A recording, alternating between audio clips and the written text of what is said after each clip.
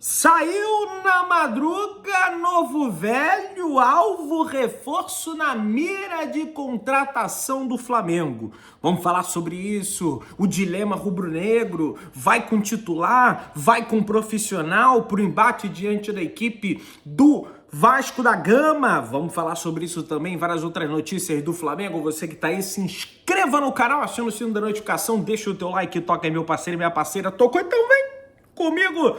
Rubro-negro, vamos às notícias do Flamengo. O treinamento de ontem do Flamengo, marcou, de certa forma, foi marcado pela apresentação do goleiro Andriel. Goleiro esse que, inclusive, pode fazer a sua estreia amanhã diante da equipe do Vasco da Gama no clássico entre Flamengo e Vasco.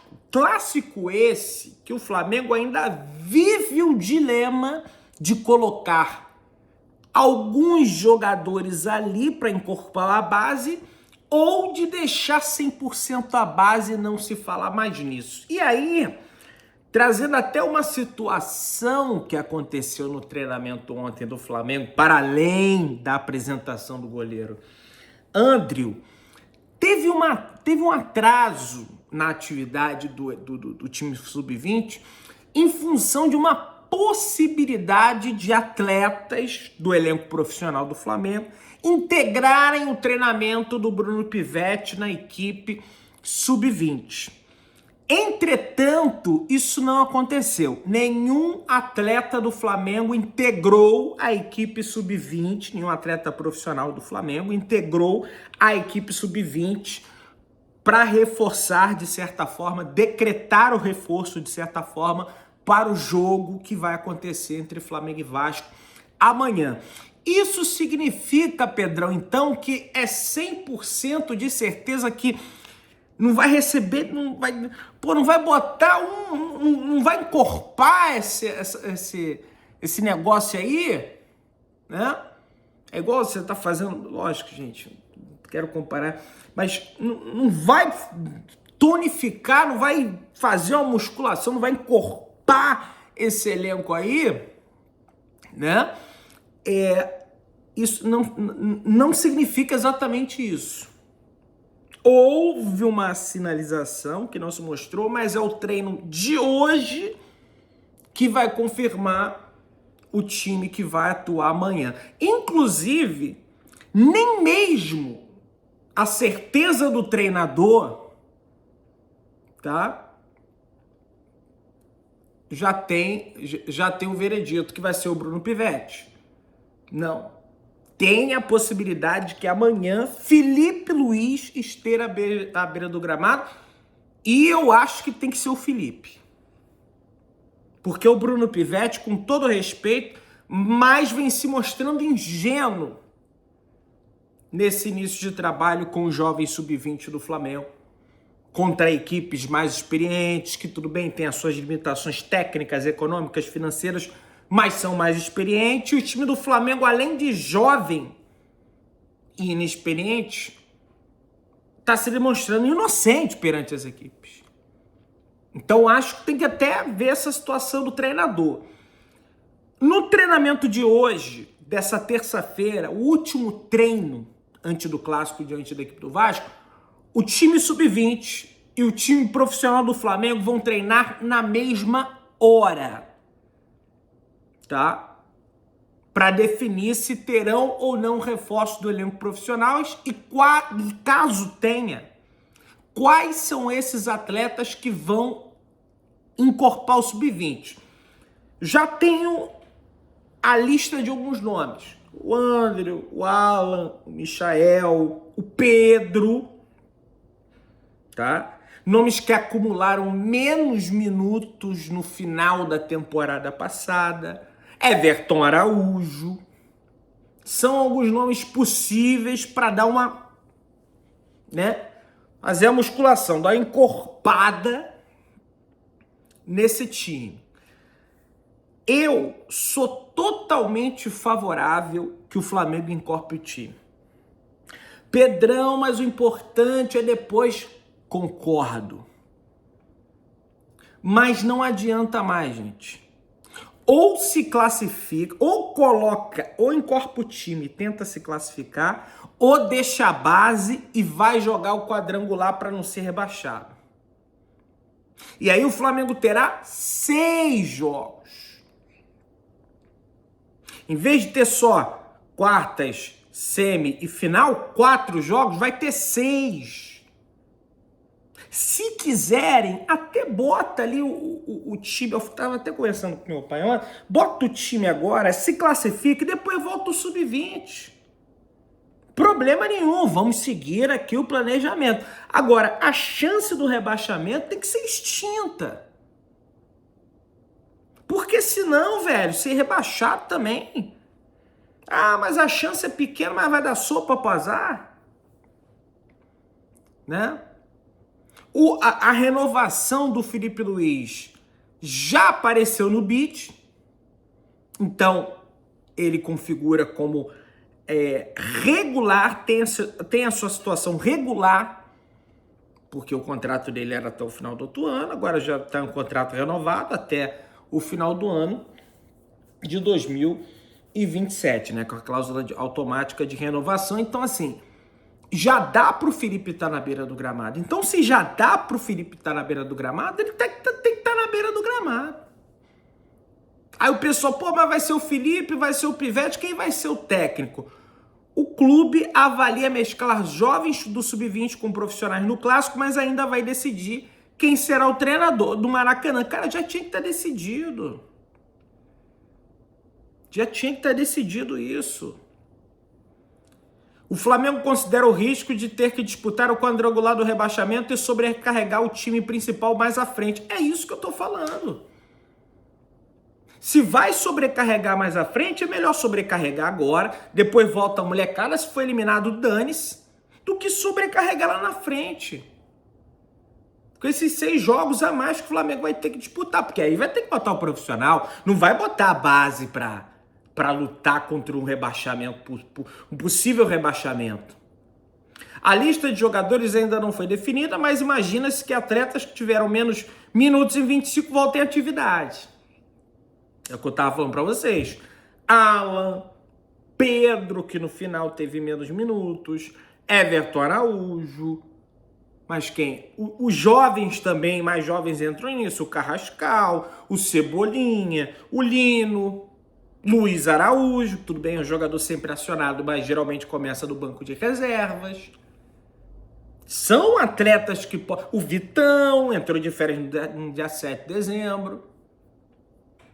Né? Você tem o Emerson Royal, pô, mas o Royal é ruim demais, Pedrão. Tá, cara, mas é mais experiente, tem mais cancha. Quem sabe não pode dar a volta por cima aí, né?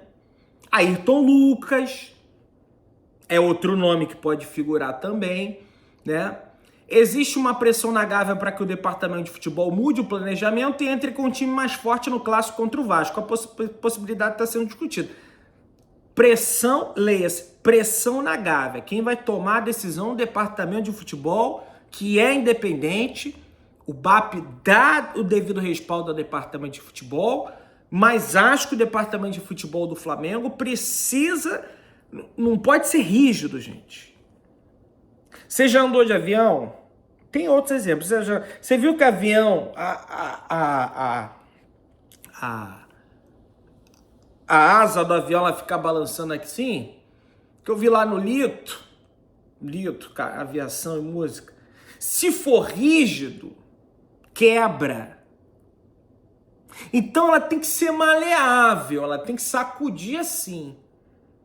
E nessa situação específica, não pode ser igual, sabe o cavalo? Como é que é o nome daquele negócio do cavalo? Bota assim, ó, o cavalo só olha aqui assim, ó. Como é que é o nome daqui, ó? Não pode ser rígido. Não pode olhar só, não, é isso, vamos seguir isso. Problemas acontecem, mudança de rota acontece, velho. E aí você tem que adaptar. Tem que adaptar o contexto, tem que adaptar, velho. Sabe? O Flamengo também vai decidir quem será o técnico à beira do campo. A princípio, Bruno Pivete vai comandar a equipe no próximo jogo, e contra o Fluminense a volta de Felipe contra o Vasco não está descartada e pode acontecer a depender de quais jogadores serão colocados à disposição. Para mim já tem que trocar independente do jogador, porque o Bruno Pivetti vai crescer, vai evoluir, o pessoal fala aí que é promissor, não sei, mas tá muito... Não, porque tem que jogar igual profissional, porra, mas aí pega o Volta Redonda, tá com um jogador a menos, vai todo mundo pro ataque. Isso não é jogar igual profissional. Felipe Luiz, filho, tem um jogador a menos, tu não vai se abdicar de atacar. Mas vamos aqui fechar a casinha primeiro, vamos arrumar a cozinha, vamos fazer o feijão com arroz. A molecada não. Tá com um a menos, dane-se. Aqui é Flamengo, DNA ofensivo, 5 no ataque e toma-lhe gol. Toma 1, toma 2, toma 3, aí já era. A vaca já foi pro brejo. Né? O foco principal é a Supercopa do Brasil no dia 1º de fevereiro em Brasília e o jogo contra o São Paulo no dia 28 no estádio do Morumbi. Mas vai ter que calcular a rota. Vai ter que recalcular. Sabe, outro exemplo. Você tá andando ali, você tá indo pelo Waze no teu carro. Aí do nada o Waze... Ih, tiroteio não sei da onde. Tempestade no furacão, não sei na onde. Pô, terremoto, sei lá, engarrafamento. Você tem que mudar a rota. Ou você vai, não, isso aqui, é isso aqui, já era. Tem que ser... Pô, mas a estrada desabou, não tem como... Não. A estrada pode estar desabada, mas eu programei que eu ia por ali, eu vou por aí. Pô, mas você vai cair no penhasco? Dane-se, eu vou por ali, eu desço o penhasco, depois subo. O cara é rei, Não pode ser assim, gente. Não pode ser assim. Tem que recalcular. Aí o Waze vai lá e te manda botar... E aí você tem que prestar atenção também, porque o Waze pode te botar numa furada ali, né? No Rio, então, né? Nem se fala. Maracanã conclui reforma do gramado antes de Flamengo e Vasco. Então vai ser no Maracanã, não vai ser em Volta Redonda, não vai ser no estádio Madureira, não vai ser lá na rua Bariri em Olaria, não vai ser lá em Saquarema em Bacaxava, vai ser no Maracanã, gramado 100%. O Vasco vai com time 100%, inclusive tem colegas que cobrem o Vasco, eles estão todos pobrinhos aí. Vamos pegar a molecada no Flamengo, vamos dar uma enfiada aí, vamos ficar zoando o Flamengo, só assim também, né? E nem sabe se vai, né? Porque futebol não é ciência exata. Uma molecada tomou uma porrada pra todo mundo, o Vasco vai lá, vai dar uma porrada. Pode até dar, mas não vai ser ciência exata. E o Flamengo dá uma porrada no vocês com o titular de 6, com o Tite ainda, né? Com o Tite à beira do gramado do Flamengo, vocês conseguiram tomar aí uma pancadinha de 6. O Ryan, que é o melhor jogador do Vasco, não é certeza para o jogo contra o Flamengo. Ele sequer foi a campo recentemente, porque ele está em negociação em andamento com o Bournemouth, da Inglaterra, tá a caminho da equipe do Bournemouth da Inglaterra. Enfim, vamos avançando aí, meus amigos. Conversas voltaram a todo vapor. Que conversas, Pedrão? Conversas entre Flamengo e São Paulo para uma possível troca entre Alan e Marcos Antônio, minha galera. Pois é, Clube Paulista sinaliza positivamente para a proposta rubro-negra e irá analisar. O time tricolor, após o afastamento do presidente Júlio Casares, está precisando gerar receita de forma imediata e os dirigentes dos dois clubes intensificaram as conversas. O Júlio Casares foi afastado, foi extirpado, né, da política do São Paulo, da presidência do São Paulo. Vários escândalos administrativos, financeiros, possibilidade de corrupção, um monte de troço aí em torno da administração do São Paulo. E agora parece que entrou alguém lá para botar ordem na casa. E para botar ordem na casa, meu amigo, não tem segredo, vai ter que se livrar de alguns jogadores ali um pouco mais caros e naturalmente também gerar receita com a venda desses jogadores. É aí que entra o Flamengo pela contratação do Marcos Antônio, beleza? Apesar do Flamengo querer o Paquetá, uma coisa não invalida a outra. Inclusive, falando sobre Lucas Paquetá, a diretoria do Flamengo enviou a primeira proposta oficial, um papel timbrado pela contratação do Paquetá. Entretanto, escutou uma negativa do West Ham. Os clubes se falaram na última semana para que cada parte sinalizasse a expectativa financeira para a venda do meia ir adiante, o que ainda vai depender de um esforço maior por parte do Flamengo. A pedido inicial dos Hammers era na casa de 60 milhões de euros, mas o Flamengo se dispôs à oferta de 35 a 40 milhões de euros. As partes seguem em busca de um denominador comum, cientes de que Paquetá quer voltar ao Brasil, pessoal. Então agora não é só conversa, agora não é só sinalização, houve a proposta em papel timbrado, oficial pro West Ham, e eles negaram e estão pedindo pelo menos 45 milhões de euros. O Flamengo trabalhou com a possibilidade de pagar 35 mais 7 fixos, chegando aos 42 milhões de euros, mas os ingleses batem o pé e querem receber 45 milhões de euros, independente da forma de pagamento do Flamengo em relação a fixos e bônus que eventualmente o atleta deve atingir. Eu não acredito nem que eventualmente ele vai atingir. O próprio Rodrigo Matos, que é um dos caras mais antenados nesse sentido do Paquetá, na UOL, disse: eu tive a informação hoje de que o West Ham já fez uma pedida para o Flamengo e sinalizou que o valor que ele quer é de 45 milhões de euros. Então, para o Flamengo ter a contratação de Lucas Paquetá, ele terá que igualar a maior venda de toda a sua história, que foi Vinícius Júnior para o Real Madrid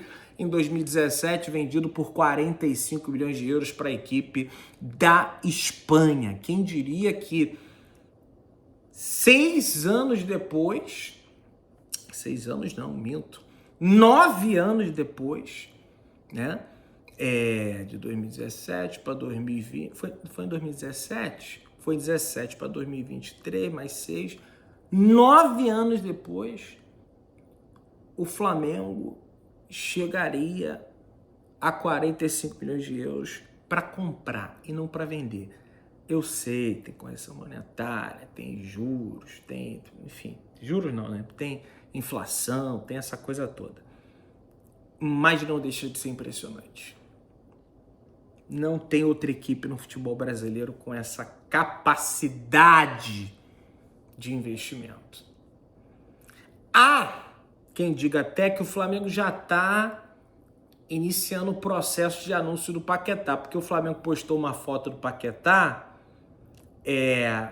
postou uma foto do Paquetá na época que ele era jogador do Flamengo em conjunto ali com o Arão, e o Paquetá comentou nessa foto, né? E aí a galera já fica, volta imediatamente, só vem, volta logo, cria, aquela coisa toda, né? Isso aconteceu. E aí uma outra situação para a gente conversar aqui, meus amigos, o Flamengo teve o interesse pela contratação do Almada, assim como o Palmeiras também teve, entre outras equipes, mas além de ser um valor alto para o mercado, assim como é o do Paquetá, talvez o do Almada é até menor, mas tem uma situação bem diferente em relação ao Paquetá. O Almada não quer voltar para o futebol sul-americano. O Paquetá, além de querer voltar para o futebol sul-americano, ele quer jogar pelo Flamengo, o clube que projetou ele. Então, isso muda tudo. Aliás, isso é que está ajudando demais o Flamengo na negociação com o West Ham, né? Você que está aí, se inscreva no canal, aciona o sino, deixa o teu like, tamo juntão, saudações rubro-negras.